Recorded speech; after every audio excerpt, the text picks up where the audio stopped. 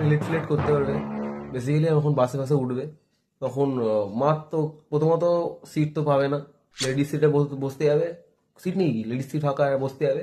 ও বাবা, ওখানে একটা মোটা পেটালা একটা 32 সাইজের একটা কাকা বসে রয়েছে। ও তোমাকে বলবে লেডিস সিট বাবু, ওরা বসতে নেই বসতে, বা নিজেই ওখানে বসে থাকবে, পাগলের বাচ্চা একটা। ভালো কথা, তোরা মরিস না। তারপর তুমি একটা কোথাও না পেয়ে হ্যান্ডিক্যাপে বসতে হবে। Oh সেই তুমি yeah. যদি শিয়ালদা থেকে ওঠো, সেই ধর্মতলা আসার 5 মিনিট আগে তুমি সিট পাবে, তাও বসবে।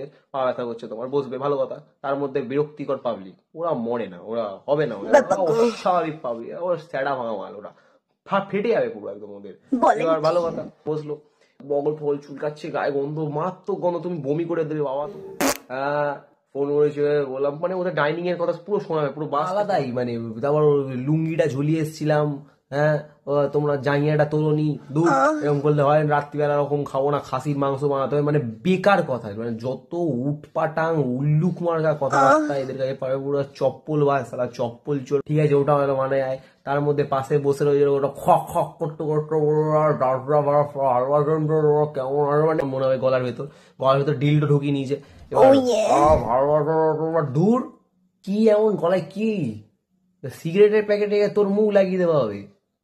ভালো, টাকা নেই, মোতার টাকা নেই, 4 টাকা মাসি দাদা দে না।